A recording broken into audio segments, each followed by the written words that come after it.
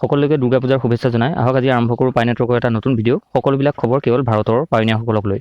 আমাৰ ভাৰতৰ যিসকল পাইনিয়াৰ তেখেতসকলে বিভিন্ন ধৰণে কষ্ট কৰি পাই নেটৱৰ্কৰ প্ৰচাৰ কৰিবলৈ আৰম্ভ কৰিছে। আজি কিছুদিনৰ আগত কেইজনমান ইউটিউবাৰে তেওঁলোকৰ চেনেলত আহ্বান জনাইছিল যে 2 অক্টোবৰৰ দিনাখন এটা পাই ৰেলী কৰা হ'ব আৰু তাত সহযোগ কৰিবলৈ জনাইছিল। ঠাই আছিল দিল্লী। সেই ৰেলীটো কালি হৈ গৈছে আৰু তাৰ প্ৰচাৰো সামাজিক মাধ্যমত জোৰদাৰভাৱে হৈছে। এনেধৰণৰ ৰেলীবিলাক পাই নেটৱৰ্কৰ কাৰণে একদম সাংঘাতিক পজিটিভ। ভাৰতৰ বাহিৰত এনেধৰণৰ ৰেলীবিলাক সাধাৰণতে কমন হৈ পৰিছে। বহু পাইনিয়াৰে একগোট হৈ পেলাই নিৰ্দিষ্ট তাৰিখ আৰু দিন ঠিক কৰি পেলাই পাই ৰেলী উলিয়াই আছে। তাৰ উপৰিও পাই গেডাৰিঙো মাজে মাজে চলি আছে। এই প্ৰচাৰবিলাক এইকেইদিন সামাজিক মাধ্যমত আটাইতকৈ বেছি প্ৰচলিত হৈ আছে চীনৰ পৰা। চীনৰ পাইনিয়াৰসকল এই ক্ষেত্ৰত যথেষ্ট আগবাঢ়ি গৈছে।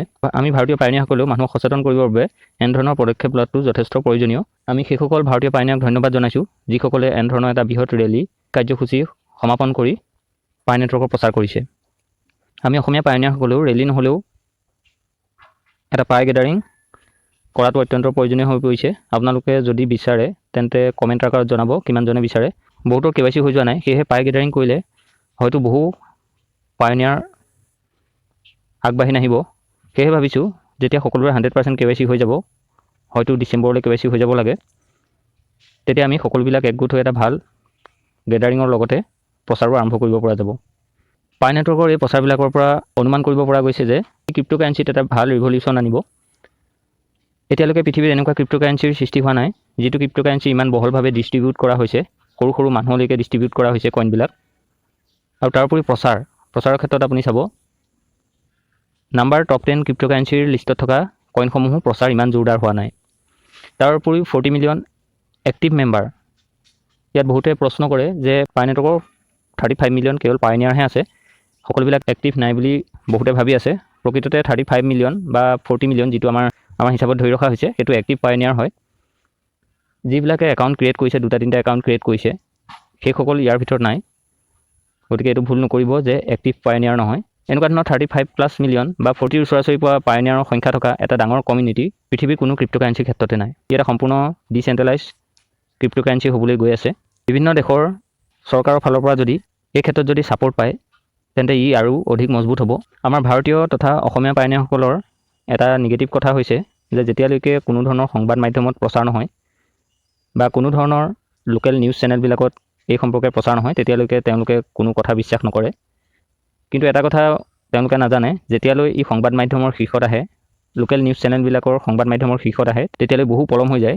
অসমীয়া পাইনিয়াৰসকলে আৰু এটা কাম কৰা উচিত। আমাৰ আণ্ডাৰত বহুতো পাইনিয়াৰে যোগ কৰিছিল যিবিলাকৰ একাউণ্টবিলাক বৰ্তমান ডিএক্টিভেট হৈ আছে। যদি আমি সেই একাউণ্টবিলাক এক্টিভ কৰাব পাৰোঁ, সেই একাউণ্টৰ পাইনিয়াৰসকলক যদি আমি এনেধৰণৰ পজিটিভ নিউজবিলাক শ্বেয়াৰ কৰি দেখাব পাৰোঁ বা বুজাব পাৰোঁ, তেতিয়া সেই একাউণ্টবিলাক এক্টিভ হৈ গ'লেও যথেষ্ট পাইনিয়াৰৰ সংখ্যা বাঢ়িব।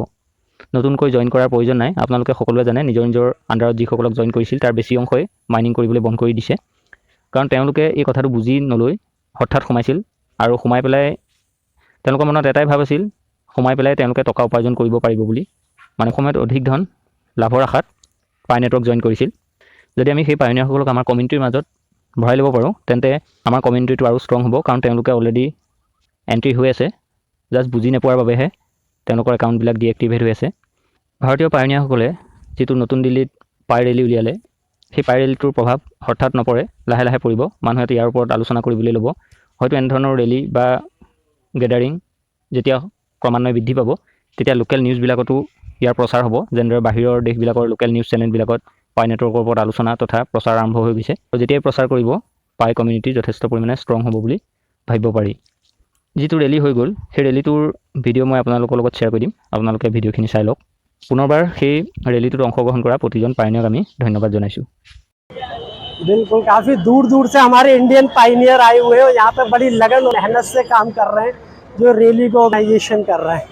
देख सकते हैं काफ़ी लंबी रैली है यहाँ पर, ठीक है। भूखे प्यास से लगे हुए हैं और मयूर विहार से लक्ष्मी नगर के लिए यहाँ पर रूट मैप किया गया है। लक्ष्मी नगर से मयूर विहार से लक्ष्मी नगर के लिए रूट मैप है। तो फिर ये रैली है, काफ़ी गाइस इसको तादाद में यहाँ पे दूर दूर से इंडियन पाइनियर आए हुए हैं। ठीक है ना। तो वीडियो को लाइक करना ना भूलें, शेयर करना, कमेंट करें, ठीक है। फ्लैग है यहाँ पर। चलिए मिलते हैं किसी नेक्स्ट वीडियो में, तब तक के लिए हैव ए नाइस डे।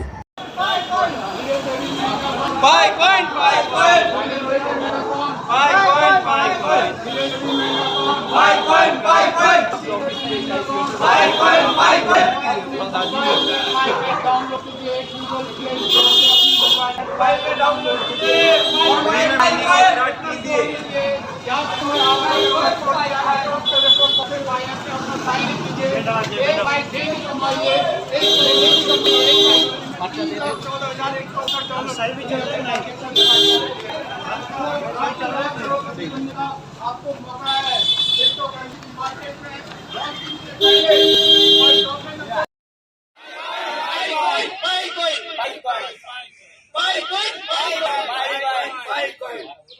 सोने से भी कीमती को सोने से कीमती को ডক্টৰ নিকোলাছ ছাৰৰ এটাই উদ্দেশ্য আছিল যে আমাৰ ক্ৰিপ্ট'কাৰেঞ্চিটো সৰ্বসাধাৰণ মানুহৰ মাজলৈ বিয়পাই তোলা, আৰু এই ক্ষেত্ৰত তেখেতে যিটো টেকন'লজি উদ্ভাৱন কৰিছে সেই টেকন'লজিটো ব্যৱহাৰ আমি কৰি আছোঁ।